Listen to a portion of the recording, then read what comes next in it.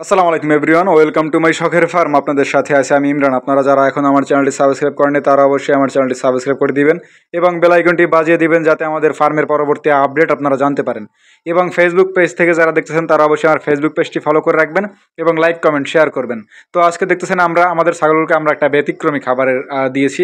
অর্থাৎ আমরা প্রত্যেক দৈনিক যে নেপিয়ার ঘাস দেই এখন, এই নেপিয়ার ঘাস ব্যতীত আমরা আজকে ওদেরকে একটা গাছের অর্থাৎ আমাদের যে জামরুল গাছ, আমাদের যে ফল জামরুল, ওই জামরুল গাছের কিছু পাতা পেয়েছি, যার কারণে আমরা ওই পাতাগুলো ছাগলকে খাইতে দিয়েছি।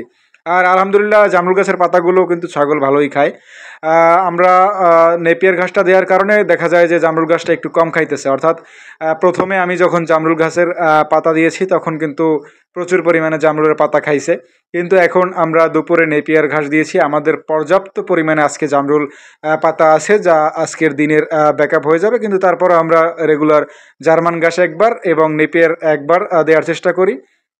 তার ব্যতিক্রম নয় আজকে। তারপরও আমরা এত জামরুল পাতা থাকার পরেও আমরা আমাদের ছাগলগুলোকে নেপিয়ার ঘাস খাইতে দিয়েছি আর কি। তো নেপিয়ার ঘাসটা দেখেন আমার ছাগলগুলো খুব সুন্দর করেই খায়। আর উপরে যে লতাটা দেখতেছেন অর্থাৎ যে পাতাটা দেখতেছেন ওটা হলো জামরুল পাতা। জামরুল পাতা খুব সুস্বাদু ওদের কাছে আর কি, ওরা সাধারণত খেয়ে থাকে।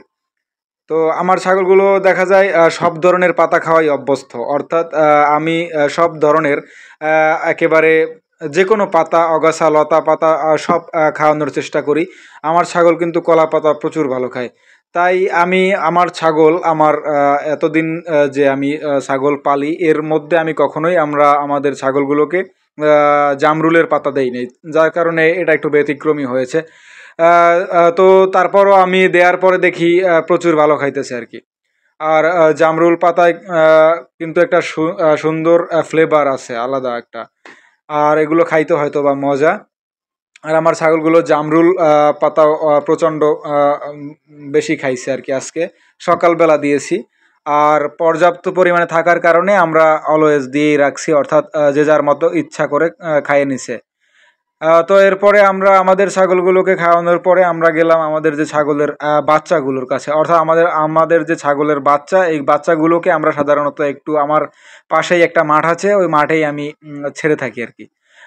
মাঠে বাইদা রাখি, ওরা নিচের ঘাসটা একটু পছন্দ করে, যার কারণে আমরা সাধারণত ওকে একটা পর্যাপ্ত সময় আমরা এই মাঠে রাইখা দেই, ওরা মাঠ থেকে খাইয়ে নেয়।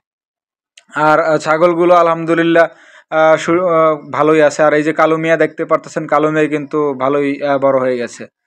আর এই যে আমাদের আরো দুইটা বাচ্চা। তো এরপরে আমরা আমাদের ছাগলগুলোকে আমরা যে আমাদের ভুসি, অর্থাৎ আমরা দুপুরে সাধারণত ভুসি দিয়ে থাকি আমাদের এই যে বিশেষ করে 4টা বাচ্চাকে। অর্থাৎ আমরা প্রেগনেন্ট এবং এই 4টা বাচ্চাকে আমরা ভুসি দেই। সাধারণত ভুসি অন্য ছাগলগুলোকে একটু কম দেই, একেবারে অল্প পরিমাণে দেই।